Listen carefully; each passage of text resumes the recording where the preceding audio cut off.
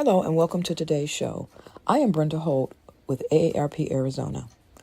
AARP is the nation's largest nonprofit, nonpartisan organization dedicated to empowering people 50 and older to choose how they live as they age. With a nationwide presence and nearly 38 million members across the nation and approximately 900,000 in Arizona, ARP strengthens communities and advocates for what matters most to families: health security, financial stability, and personal fulfillment. In the month of April, AARP helps consumers know what they can do to protect themselves and their loved ones from fraud.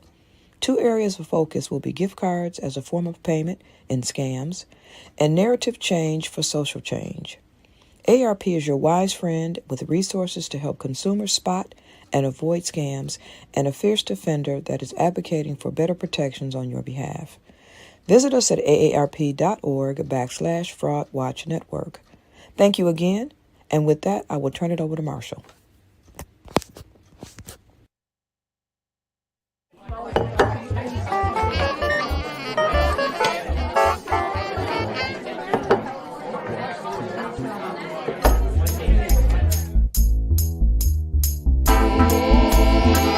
and gentlemen, Fraud Watch every folk, welcome to the show. Get ready to meet your host for the night, Arizona's very own hip historian himself, Marshall Shore. Hello and good evening. I want to welcome you to Arizona History Happy Hour. I am so happy that you can join us this evening. Oh my gosh, we've got such a great show for you this evening. So, my name is Marshall Shore and I am your host this evening for Arizona History Happy Hour. I want to welcome you all, whether you're watching on Facebook, YouTube, Twitch, Twitter, and LinkedIn. So happy you can join us this evening. So today is April 6th. And, I always like to take a little look and see, well, what's going on? So back in 1916, here in Arizona, Pima County said, oh my gosh, we have the oldest and the newest towns in the U.S. Why, it was Tucson, which is the oldest inhabited city still here, as well as at that point, Cornelia. Now, if you look up Cornelia, Arizona right now, you'll find only the location of the mines. And we'll talk about that in just a little bit, what that is for. And so I also want to give a shout out to the fact that today is Army Day. Celebrated on this day since 1929. It basically is the anniversary date of entry into World War I and was really established to help observe and draw attention to the national defense and to equate the public with Army activities. So thank you for all of your service. Now, it is also National Twinkie Day, said to be celebrated today. Back in 1930 was the possible birth of the Twinkie. Now, originally it was baked in a pan, a bread pan, and then filled by hand. As mechanization changed, Twinkies became more and more available. Now, originally they were filled with banana cream, but that changed to vanilla cream during World War II and difficult to get bananas. Now, it is also National Drowsy Driving Day, which is intended to bring light to the fact that, did you know, and I didn't realize this, that 18 hours of no sleep is equivalent to adding alcohol into your system. So just be aware of that next time you're maybe studying a little too long or something. And so be sure and get a restful trip ready, not just sober, but also well rested. It is also Fresh Tomato Day. So, tomatoes can be eaten either raw, not my favorite, or cooked, sun-dried, but they can have a lot of flavor packed into a little tiny bit. And this is really just a day to promote those fresh tomatoes that can be grown temperate climates to tropical. I know I've got lots of friends who have tomato plants, and so let's celebrate those fresh tomatoes. Now, it is also New Beer's Eve. Now, you might wonder, what is New Beer's Eve? Well, so basically, the end of Prohibition came on 1933, April 7th, tomorrow. So that means celebrating tonight, because you can indeed drink beer or other alcohol because of the end of Prohibition. So happy New Beer's Eve. All right. So what can you expect from tonight's show? Well, we do a bit of trivia, which we pre-recorded. We also have Little Arizona, talking about a small town in Arizona, some Arizona music history from the vault, and of course, there is a beverage and a special guest. So if this is your first time watching, you might wonder, who is that man and why is he on my screen? Well, I got here a little over 23 years ago from Brooklyn. I was working in a beautiful Carnegie building, and like many of you out there, decided to trade wherever I was because of snow, slush, wind, and the desire for heat and sunshine. Definitely sunshine on a day like today. I started working at a little library in South Phoenix called the Harmon Library, where there was a rich oral tradition of the community. And so that really got me looking at and learning about Arizona through stories. And so I still am learning about Arizona through stories and trying to share that as much as I can. When we moved here, promptly moved into a beautiful 1956 ranch. Why, there's my kitchen looks like today. All that buttercream yellow tile with matching appliances that all still work. Now, as soon as we got here, all we kept hearing about how there was no history, but I knew that wasn't true, because every time I would go somewhere, I would run across so many amazing people, places, and stories. Didn't matter whether I was on foot, on bike, on a bus, in a car, on a Segway, scooter. It didn't matter. So, and now I'm also called the hip historian. You might wonder, well, what does that really mean? It means I get to play with Arizona history. And so right now I am gathering images for an Arcadia Press book on LGBT Phoenix history. So mad in the search for that. Tomorrow I'm going to be down with Local Buzz at Baseline Flowers, highlighting that they are there to keep the history of those Japanese flower gardens alive, and talk to Kathy about becoming a guest on Happy Hour. Also coming up the end of this month, I am presenting at Tiki Oasis on basically kind of, not necessarily Arizona, but how to be stylish in tiki wear for that man in your life. Coming up next week, I am part of the 64th Arizona History Convention. And so we are going to be talking about what the public wants from their historians. So that should be a lot of fun. And then, of course, we've got coming up a dinner and a seance coming up in May in Bisbee at that amazing Greenway House. So come on down and hang out with us. That's going to be a lot of fun. We also have on Saturday, April 15th, our next installment of our Haunted History Tour. And then coming up in May, we are doing an event. We're going to host a lunch at the Stone Tofu House out in Mesa, where we'll get a chance to hear about Korean food, the history, what goes into it, as well as we get a chance to talk about the Asian District, newly named. So that's going to be a fun event, and I will be sharing more information on how folks can attend that. Also, I know some of you have already found the chat, so please chat away. Now, if you'd like to reach out to me at some point off this chat, maybe you've got a great guest for happy hour. Well, there are many ways you can reach out to me for things like that, or maybe you've got a question. You can reach out to me on Facebook, Instagram, email, or even via my website. So here we come to Little Arizona. And so, we talked earlier about how Cornelia was the newest town in the country compared to Tucson being the oldest. Well, I started trying to figure out, well, where was Cornelia? And it looks like it was like right next to Ajo, or maybe even so. Ajo Ajo was founded in 1847 and was indeed a mining town. Now, before that, you had the Spaniards who were there mining in the area, though there were indigenous communities there long before that. And so now Ajo gets its name. Now, so initially it was called Warm Waters because of the water that was there. The Papago used to get out of wells.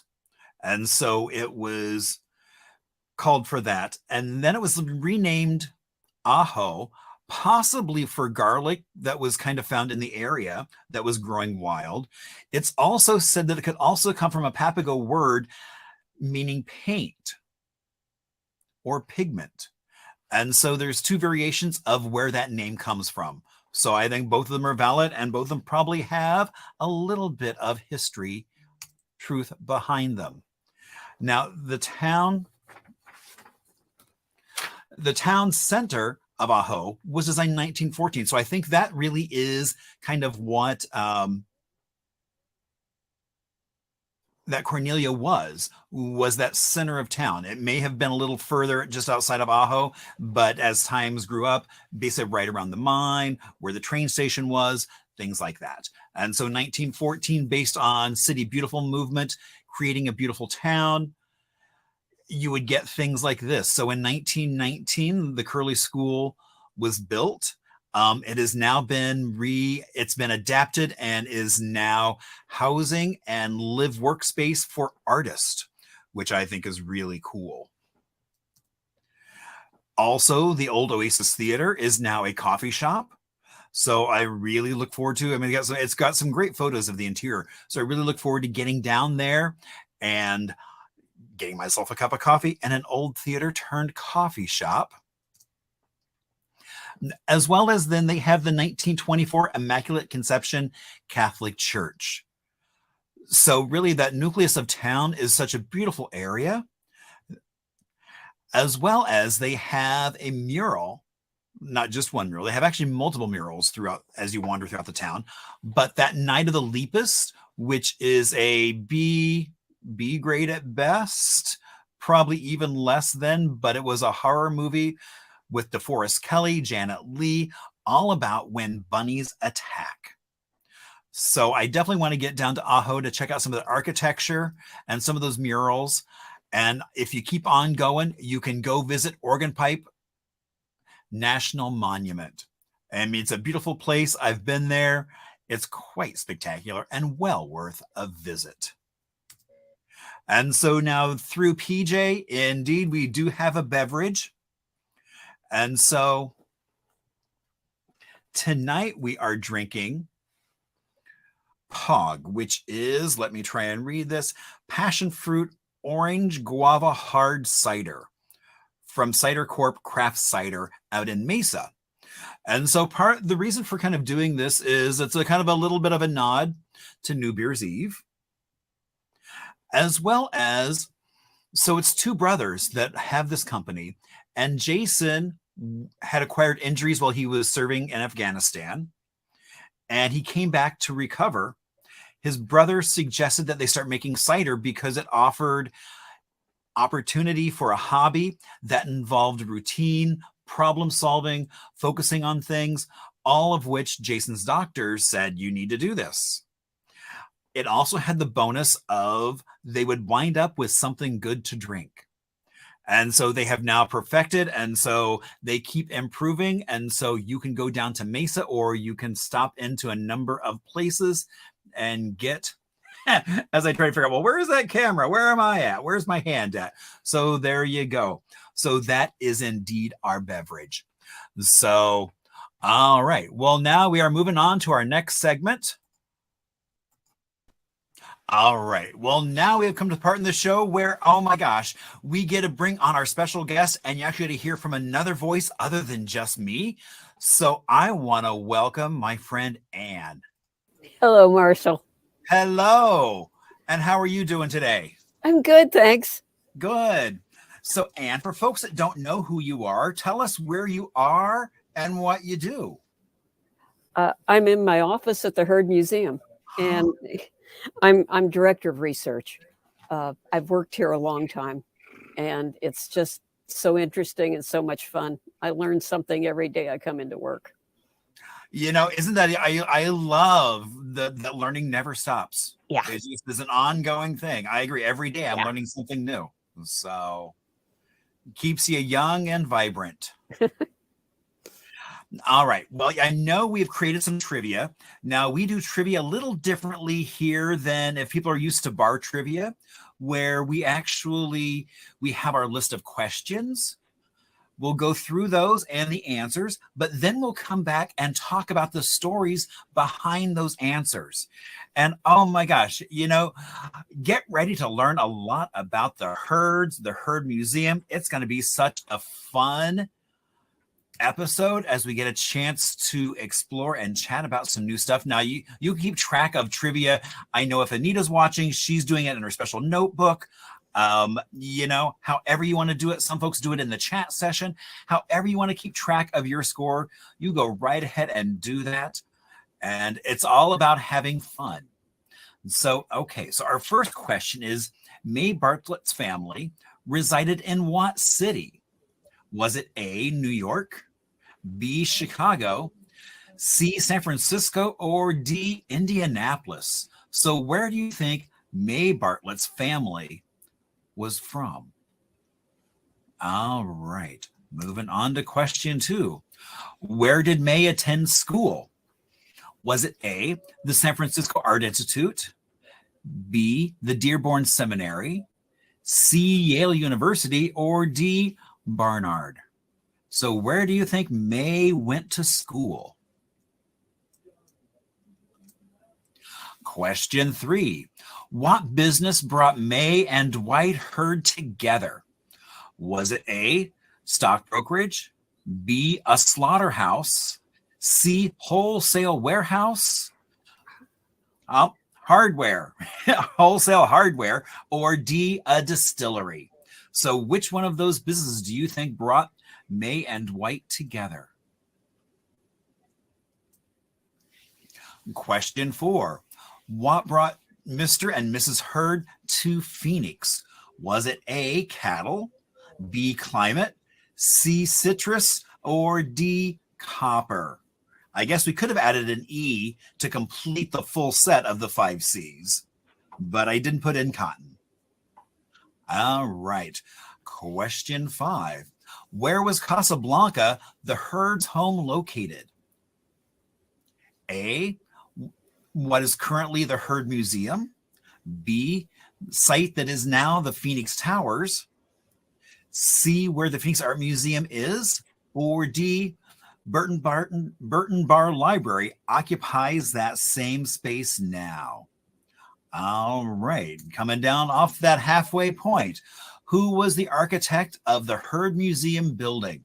Was it A, Frank Lloyd Wright, B, Lesher Mahoney, C, Herbert Green, or D, Ralph Paracek? So who do you think designed the Herd building? Question 7. What events happened the same year the Herd Museum opened?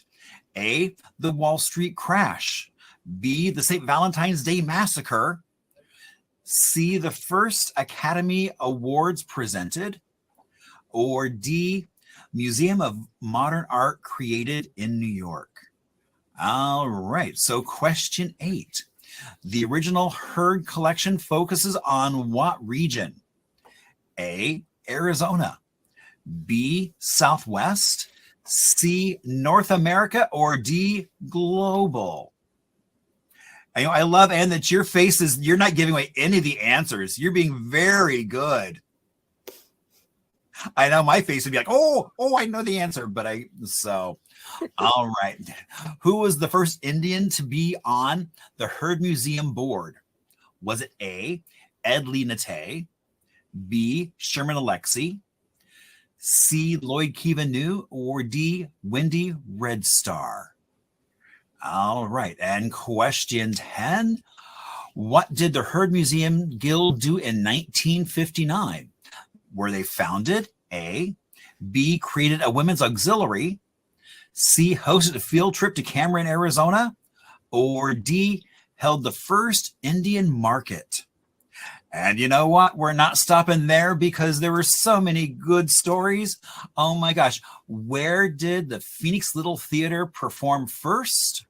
Was it A, the Bartlett's living room, B, the Heard Museum, C, the Bartlett's carriage house, or D, the Bartlett's empty pool? Where do you think they first performed? I think a pool would be a really good place for a theater. All right. And question 12, what exhibit from 2000 has been revamped and is on long-term display? Is it some amazing A, Charles Aloma silver, B, the Fred Harvey collection, C, Barry Goldwater's Katsina collection, or D, the American Indian School exhibit? So which one of those exhibits do you think was put up in 2000, revamped, and is now on long-term display? All right. Well, you are locking in your final answers.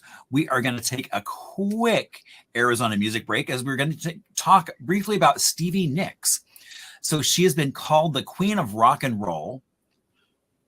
Her roots in Arizona, her mom was born in Bisbee. They then moved to Ajo, where she spent a lot of summers. She actually said that was some of her best times were those summers she would spend in Ajo. Now, her parents always were playing music around her because she reacted to it so favorably. Her grandfather, Aaron Jesse Nicks, or AJ, as he was known to the local country western scene, was a popular musician. She then went on to get her first guitar made by him. And that really kind of ignited her passion. Then in 1973, when she met Lindsey Buckingham, she recorded her first album with Buckingham Nicks. She went on to become a part of Fleetwood Mac, doing the album Rumors. That was one of the largest selling albums of all time. She has gone on to do solo albums such as Belladonna. And, for decades and decades, she has been with Fleetwood Mac or solo, creating over 20 top hits, 40 hits, selling over 80 million records plus. And, she is still here in Arizona. And I've got friends who have all these stories about sharing the same hairdresser as Stevie Nicks, all these little connections that just kind of happen. So here's to Stevie Nicks, and let's move on because I know I'm ready for some answers. I'm assuming everyone out there is as well. All right.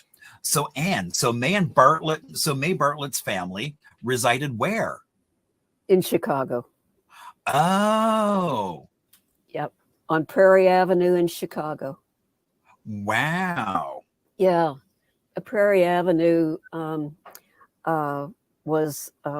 had mansions, and Marshall Field and George Pullman also had houses on Prairie Avenue. Oh, yeah. Very cool. Good address. Indeed. All right. So where did May attend school? The Dearborn Seminary? Yeah, she did. It was a finishing school, finishing in quotes. And, she said to her Eula Parker Murphy that she wished she had been able to go to university, but it wasn't something that young ladies did at that time. But it was interesting that her sister, Florence Dibble Bartlett, who was 13 years younger, went to Smith College, and she got her master's from Smith. So just that short time later, a young woman could go on to university. And Florence Dibble Bartlett was the founder of the Museum of International Folk Art in Santa Fe. Oh, when I thought it was even interesting looking back at Dearborn Seminary, and it's like a few years after May left, they then became affiliated with University of Chicago. Okay. So that kind of shows that I thought it was interesting. That kind of shows that change of time of education. And so did she have other siblings? Yes, she had two brothers. One died when he was in college, but the other, Frederick Clay Bartlett, was a very well-known and respected artist. And his residence in Florida, Bonnet House, is now a historic museum. He and his third wife donated a collection of post-impressionist paintings to the Art Institute in Chicago. One of them, I think, is kind of their best known, the Sunday Afternoon on the Grand Jatte by Surratt. Oh, yeah. Yeah. So, yeah, the whole family was involved in donating to the arts, involved with art institutions, but also with social service institutions, supporting health, literacy. And of course, when Dwight and May moved to Phoenix, so many of the social services that we take for granted now weren't in existence. So they were involved. She especially was involved in supporting the development of social services. Wow. So much more than just a museum. Yeah. Yeah. All right. So what business brought May and Dwight Hurd together? Wholesale hardware? Yes. Her father, Adolphus Bartlett, was a partner in Hibbard, Spencer, and Bartlett Wholesale Hardware. And after Dwight graduated from high school, he and his widowed mother moved to Chicago, a distant relative of Bartlett, and Dwight got a job there at Hibbard, Spencer, and Bartlett. And that's where the young couple met. Oh, wow. So then it was really okay. I don't want. I'm like, wait a minute. I was gonna say, I'm like, oh, wait a minute. I think I give away a future answer, so I'm not gonna say anything. All right. So what brought Mr. and Mrs. Hurd to Phoenix? Climate. Yeah. They got married in 1893. Which was the date of the Columbian Exposition in Chicago. And Dwight had been involved in doing some housing construction for the workers and people that would be coming to the exposition. But anyhow, they got married in 1893 for what was called the only large wedding of the midsummer season. at her house. And it wasn't a year later that Dwight developed what was referred to as a lung ailment, I think tuberculosis, so that they had to find a warm, dry climate. So they traveled, they got a horse and buggy, and they traveled through the 1894. They had catalogs from Hibbard, Spencer, and Bartlett, and they traveled with the horse and buggy as far as at least the Panhandle, Texas. And it must have been quite an adventure. And then the following year, 1895, she and Dwight were with her father on his private railroad car, headed for California, and they stopped in Phoenix. And 2 weeks later, they had decided to move there. Wow. Mm-hmm. Yeah, and they got a place at 51st Avenue and what is now McDowell, what was then Christie Road. And yeah, and they called it Bueno Ranch with an E on the end of ranch. So that's where they started out. Wow, I didn't realize they started that far out of. That would have been at that point really far out of the city. Really far. Yeah, like almost like a day's travel. I'm assuming it sounds like. Probably. And I can only imagine what it would have been like for someone. For May, who had grown up in, the mansion and everything else, to be suddenly on a wagon. Yeah, I know. I read something somewhere where the two of them were so unfamiliar with horses and buggies and things like that every night when they would stop and stable their horse, they would completely take apart the harness. And you know how many harnesses, buckles a harness has. I was going to say, I'm like, oh my. Yeah. But yeah, I don't know who clued them in that you really didn't have to do that. So I'm sure it was quite an adventure for the two of them. Yeah, yeah. From the big city to the wilds of. Yeah, she was a real sport. That's just what it comes down to. She was just game for adventure. Indeed. All right. So once they move into kind of closer to town. Yeah. So their house was Casablanca. And right. where was that house located? It's where the Phoenix Towers are now. They built it in 1903. And it was around a central courtyard. And it was a beautiful place. They had over 200 rose bushes. And apparently Mrs. Hurd liked to help garden. Of course, she had 3 gardeners, so she didn't have to do that. But according to her friend and secretary, she would go out and work with the rose bushes and things like that from time to time. But yeah, and they owned a lot of the property around the house, and it was kind of a little mini ranchito or something like that. Yeah. So. Wow. Okay.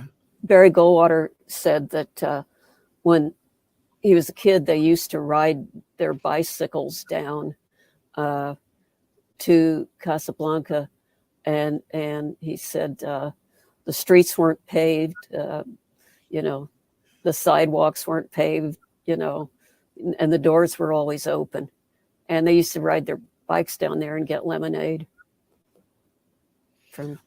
Wow, when you think about it, it's like that really wasn't that long ago. No, they built the house in 1903. Yeah. So but for Barry Goldwater to be riding his bicycle down a dirt road to go to the back door and get lemonade. Yeah. Mm-hmm. That's Phoenix has grown up a lot since that time. Yeah. Yeah. Yeah. So there's the Phoenix Towers now. And that is historic in their own right. I think they're on the National Register. Yeah, I think it is also. Yeah. So. Yeah. They sold it it was sold, I think, in 1953. Okay. Yeah, that's when they sold the house. All right. And who is so this gets to, I think a lot of people think that the Hurd Museum was the Hurd House. Yes. Yes. And so that's kind of, it's like, so where they lived was where Phoenix Towers sits currently. Yes, that's correct. Okay. So who was the architect then of the Heard Museum building? Herbert Green, H.H. Green. And he did beautiful residential architecture that, you can see it, some of the Phoenix Country Club. And I don't know, perhaps that is what leads people to think that perhaps this had been the Heard's home, but it never was. It was on, 22 East Monte Vista, so it was on the southeast part of their property. And a covered walkway used to connect the Heard's guest house with the museum. Oh. Yeah. Okay, so because there was that connected walkway, people might have assumed. And also, I mean, the museum building is not that far. So I also threw up a photo that I found of one of his buildings in Hacienda neighborhood, which is one of his designs that is not far off from, I mean, could easily be a museum as well, and just kind of that mission architecture. Yeah. And so you can kind of see how people would make that. But yeah, so the Heards never lived in the museum building. No, never. Their home was Casablanca. All right. So what event happened the same year the Heard Museum opened? Oh my gosh, it was quite a year. There was lots of things. So when did the Heard Museum open? It opened the day after Christmas of 1929. Dwight Heard didn't live to see it open. He had died of a heart attack. The museum had been constructed, and they were in the process of filling the galleries. And Dwight Heard had a heart attack and at his home and passed away. And so that was in March 14th, 1929. And so Mrs. Heard managed to keep going. Her secretary said the light went out for her because they had been such partners in their collecting and in planning the museum. But she kept going. She had a curator, Allie Walling Brame, and they managed to get the museum open. And I find it interesting. There was a great deal of publicity about the museum at the time of the plans, at the time of Dwight Heard's death, but that's 4 lines, that tiny little notice in a newspaper that said Heard Museum to open. And that was a clipping that Allie Walling Brame put into her scrapbook. Wow. And her daughter gave us the scrapbook. How that's so amazing that you have from her own hands that she cut out. Yeah. Thank goodness, because, when I was doing research about the day that museum opened, I was looking for big articles. Right. And I couldn't find anything. As I said, plenty of things about Dwight Heard's death and the formation of the endowment, and that would establish the nonprofit status for the museum. Lots and lots about that, the gift to the city and everything. But the actual opening date, couldn't find it, and thank goodness for that scrapbook. Yeah. Wow. All right. So the original Heard collection focused on what region? Yeah, it's the Heards were conscious of what already existed in Phoenix, and that included the Arizona Museum, and also Pueblo Grande was just getting established too. But they had traveled the world. So they had indigenous things from North America on the ground floor of the museum, and then their collection from other parts of the world on the second floor. And these photos you have here, that's May and Dwight Hurd purchasing baskets on 1925, 1926 trip to Egypt and the Sudan.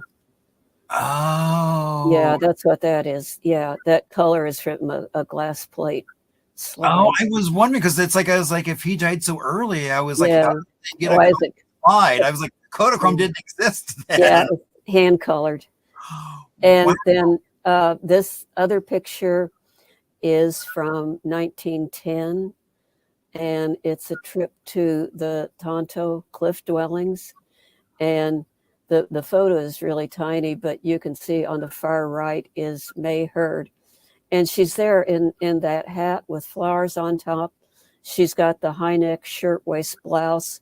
She's got a long skirt, and she's climbed up to the cliff dwellings in that outfit, which is pretty spectacular. And she looks terrific. Especially because I'm assuming that there would have been undergarments that were kind of quite constrictive. God, the whole thing probably. Yeah, that's amazing. Yeah. And of course, there she is in the other photo in her pith helmet. So, yeah. She was quite the adventurer. She was, absolutely. And her sister, Florence, went on that 1925, 1926 trip too. And of course, Florence, her collection was the basis for the International Folk Art Museum. So she was a world traveler as well. So how did it go from being global to really focusing on indigenous art? Well, it of course it was all indigenous, but it gradually over the years narrowed down and sharpened its focus. And Mrs. Hurd's purchasing was largely focused on the Western United States. That was she refined that focus, and she very carefully. She was the president of the board of trustees, and she very carefully monitored the growth of the collection. It wasn't one of those collections where they were just, sending out, people and, gathering boxcar loads and things like that by any means. It was a very carefully, thoughtfully constructed collection. So, because at this time period, there were folks who were just like going out in the desert finding things. And so that's not how the Hurd in those early days. She was, as I say, there's correspondence. The Brahmés, the Arizona Curio Company that was based in Prescott, they collected on commission some things for her. But when you see the receipts, they're listing like 10 pieces or something like that. Oh. That's at a time when, George High had people out collecting, and Dorsey was collecting, and there boxcar loads of things, and that was not at all what the Hurds were doing. Oh, wow. Yeah, and what she continued to do. Okay. Yeah, very, very careful, and there was really no collection storage or anything like that. So she only accepted gifts that she felt were better than what they already had, and things would go on exhibit then. So there was no big collection storage area. Okay. Has that changed today? Yeah, we have several collection storage areas all on site, of course. Okay. Yeah. All right. And who was the first Indian to be on the Herd Museum board?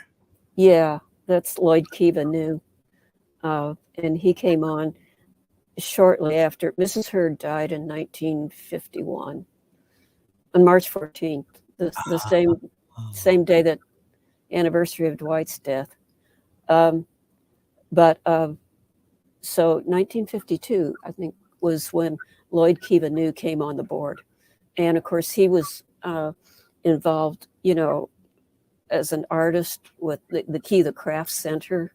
Right. And in Scottsdale, and an educator. And he was very interested in showing connections between the past and present. And so, yeah. So he was within the board of trustees. He chaired the program committee, so he had an important role in guiding the museum and what they would exhibit. Well, and I think that's one of the things I love about the Herd is that it's not just looking at the art in a time capsule and really trying to showcase the historic art, but new art and how it's reflecting current values and things like that. I mean, exactly. That exhibit that they're getting ready for was called Old and New Horizons. And two of the young women there were students at Phoenix Indian School. Ah, okay. Yeah, he was very involved, of course, and he was one of the founding Institute of American Indian Art in Santa Fe. Right. So he was very involved with education for Native students. But yes, that present is, the instruction we always have from all of the advisors and artists that we work with is, tell people we are still here. Because people who aren't from Arizona, they're coming to a museum, their minds might initially go to the past. And so that's uppermost in everything we do, talking about contemporary Native people. Well, and I think that in the kind of the switch from Hohokam to Hohogam. Yeah. I mean, I think that that's important as well. Basically, more referring to folks who were here, who are gone, but not saying that there's nothing else here, because I mean, there's so many vibrant communities now here that are thriving. Yeah. Their ancestors are definitely here. Right. All right. So what did the Herd Museum Guild do in 1959? Yeah, the Guild established their first, it was called a fair at the time, an Indian fair, but now it's the Herd Museum Guild Indian Fair and Market. And we had over 600 artists at our fair this past March. It's always the first full weekend in March now. And oh my gosh, and what a great time. I mean, so much amazing art across different mediums, whether it's rugs to board games. Yeah. You're talking about the Dene Monopoly set. Yeah. That won our best of show. We have a juried competition, and our show is on Friday night when the awards are given out. And yeah. So, and what a fun time. I mean, what an amazing fair it is. I mean, you get to stand there and chat with the artists who are doing the work, which is really, and in some cases they're sitting there while they're talking, they're still creating. Yes. I mean, they'll have their needle and their beads just sitting there. it's a wonderful time to visit with people and find out what they've been working on. And sometimes it's like a big reunion, and it's a highlight of the year. One of the highlights. I'm gonna say, yeah, because wasn't the weekend just before that? Wasn't that the hoop dance competition? Yeah, it's a couple weeks before then. Yes. Okay. Yeah, but it's very close by, and I was like, oh my gosh. Yeah, it's mid-February. Yes. Yes. Yes. So quite a busy time. Yeah. All right. And so now we're into our bonus questions. So where did the Phoenix Little Theater first perform? Yeah. In Adolphus Bartlett's carriage house. Adolphus Bartlett owned a lot of property at the corner of Central Avenue and McDowell, on that northeast corner. And when he passed away in 1940, his heirs gave the property to the city of Phoenix for the establishment of a civic center. And Mrs. Hurd had been involved with the Little Theater, and their first place where they could perform was at Adolphus Bartlett's carriage house. And when I think of carriage house, I don't know. I mean, even when I walk around Phoenix on tours and things and talk about some of the, and you can see some of the carriage houses, they weren't quite that grand. Yeah, it's that's a model, I gather. I think it's a model. I'm assuming it's something that was done. I would assume it's from like Arizona Days and Ways, that someone created a model at one. Yeah. We have a photograph of the exterior of the carriage house, and that resembles it. It's quite, there's a lot of room there. There's a lot of room, and that almost qualifies as a house just because of the size of it. Yeah. So yeah, that was. So you had the library and the art museum and Phoenix, as it is now, Phoenix Theater on that site. Oh, yeah. That's right. And then much later, Burton Bar moved south to where it is now. So was the Phoenix Art Museum initially on their land? Once they had donated the land. Yeah, I honestly don't know when. I was like, oh.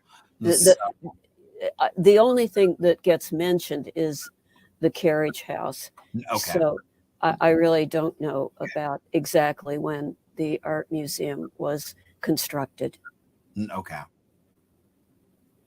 Wow. So, such a huge piece of history they are. I mean, from theater to museums, social service agencies, and oh my gosh. Okay, so what exhibit from 2000 has been revamped and is now on long-term display? Yeah, that is a photo of the Away from Home, the American Indian boarding school stories. And we opened an exhibit on that theme in 2000, and it was an incredible experience. We had people saying to us, "You can't take this down." Visitors, the opening night, a woman came up to me and said, "Now I understand why my father is the way he is." And the tragedy of the boarding school experience that began, they were founded out of the War Department when the government decided to, they were ending the Indian Wars, and they decided they would take children from their homes and put them into a military style environment that would obliterate their culture, their language. So that was the premise behind this exhibition, telling people about this and talking about the decades that followed. And it's something where we have our visitors that say, I didn't learn about this in school. Why don't I know about this? Right. And so as some of the electronics, as new research came along, we decided, well, we have to completely redo this exhibit, but we have to include all this new knowledge and new research to tell the story more effectively. So that's what we have done. And it really is a larger, because I know we had the Phoenix Indian School here, Mhm. but this exhibit is much larger than just that. Oh yes, this is within the United States. I mean, this was something that happened all over the world. Certainly, there's a lot about the Canadian schools now. In Australia, the same thing happened to Aboriginal people. But the focus of this is on boarding schools in the United States. And this particular exhibit does not get into the mission schools, of which there were many also. Ah, okay. So, and you can see in this, in that far distance, you can see to the right, there's a locomotive engine that's taking these children away from their homes. And in some instances, their parents didn't know what had happened to them. And then through that archway, as you're led into the boarding school, you can see the barber chair where children were, they had their hair cut, they had their clothing taken away, and uniforms given to them, put into dormitories where a lot of people got sick, passing around disease that they didn't have immunity for. And these, in many cases, are small children. So, but you see these just incredible stories of courage, parents who did everything possible to maintain a connection with their students, and people who came through it and survived and went on to create wonderful art and to be leaders in their communities. So it's a story of great courage and survival. Mm-hmm. And that really comes across going through that, because I don't think there's much education going on about this moment of history. No. So. And we were fortunate in the establishment of the first exhibit and the second as well, to work with a great team of Native American scholars. And we have a lot of video in the gallery of them talking about, the emphasis with the scholarly research in the present has turned back to land, and how, initially somebody thinks, well, they're just trying to acculturate, the children. But no, at its heart, it was about taking land as well. Yeah. Yeah. So, okay. So here's how people can find about, go to the Herd's website. You can find out about their hours, when they're open. We'll talk about some of the current exhibits in just a moment, but basically herd.org will get you a way to go see the museum, Yes. which is well worth it. Also, I know the museum does things on First Fridays. Yeah, we've got a great First Friday program happening. We've got an exhibit opening that is Brenda Mallory a Cherokee artist, and the exhibit is called "The North Star Changes," and her contemporary art has found objects, and we've got a wonderful essay by Joseph Pierce, and the artist, is going to be present at First Friday. Oh, And nice. she and Joseph Pierce, who is also Cherokee, who is a scholar at Stony Brook University, are going to be presenting a discussion at 6 o'clock, open to the public. And, Pierce was writing about her work, and he said, in her hands, a strip of cable, a broken clock, a nail become more than they once were. They become story, memory, they become stone. And I thought that was just a beautiful statement. It's wonderful art. Mm-hmm. Let's see, we've got on the upper left is Substance of Stars. That's our long-term exhibition that talks about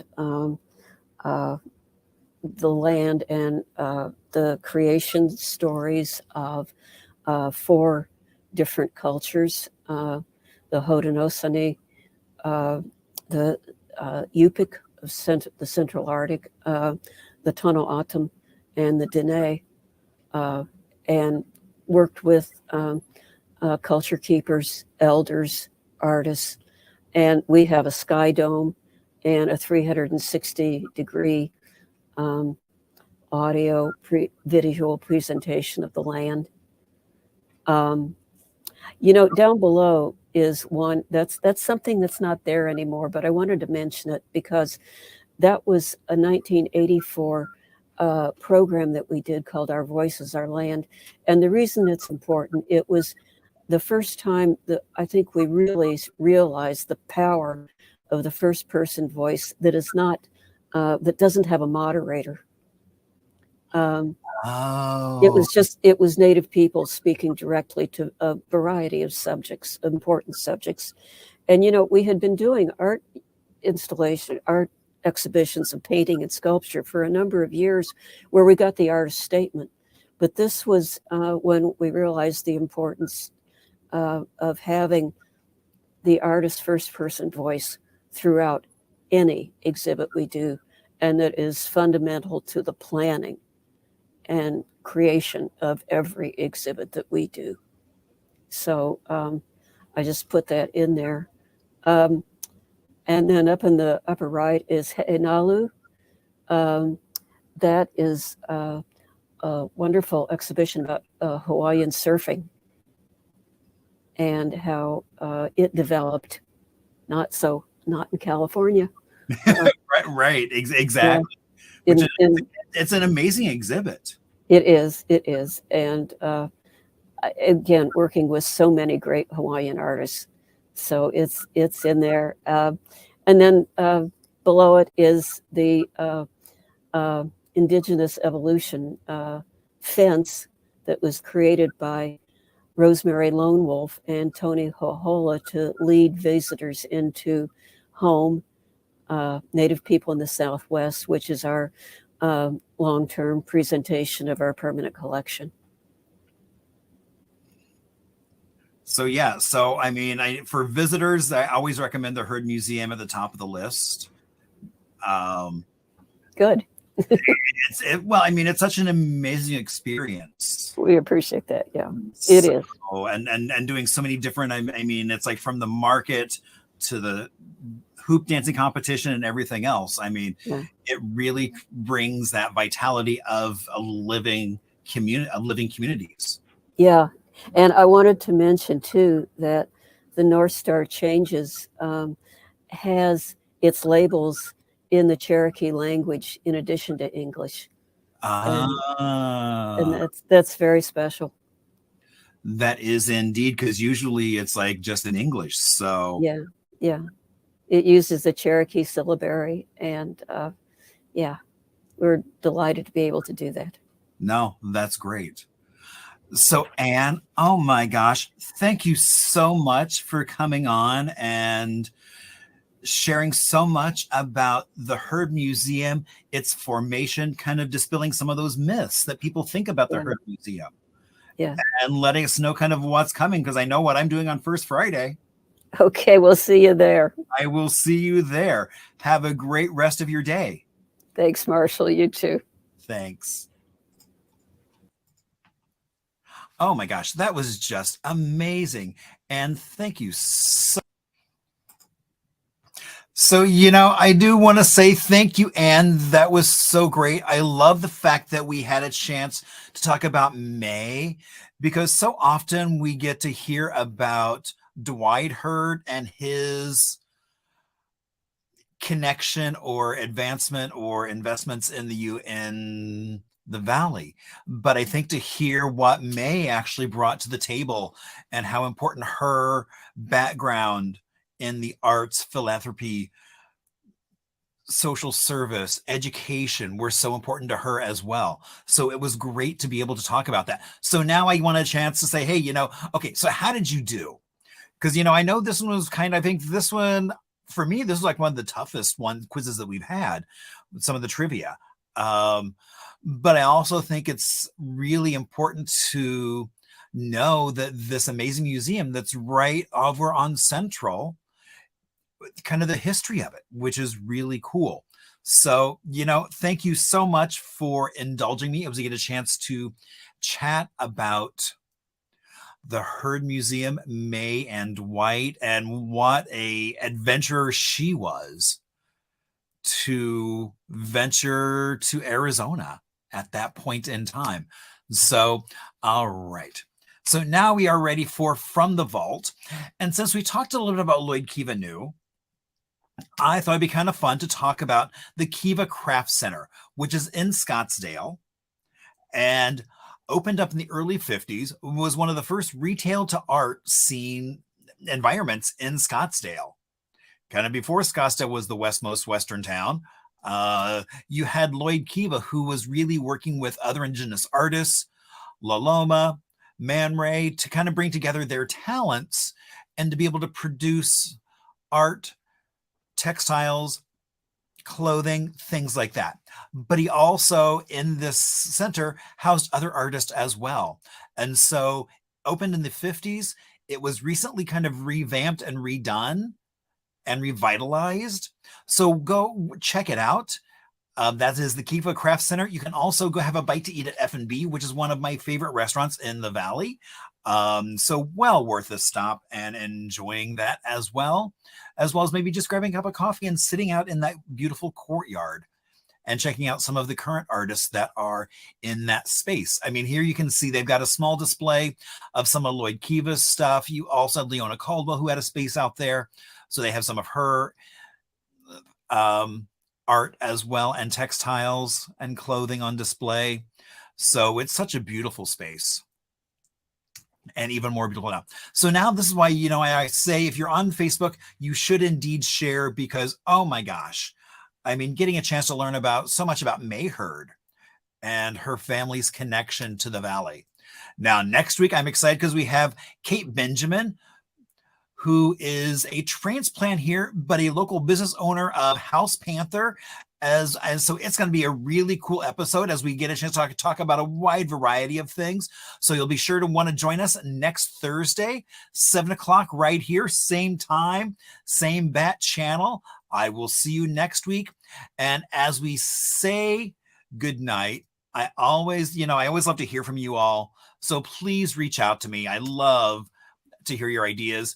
I want to give a shout out to Chris and Cole, who did that intro video, and PJ for hooking me up with all kinds of amazing beverages and keeping me in the loop in terms of what's going on.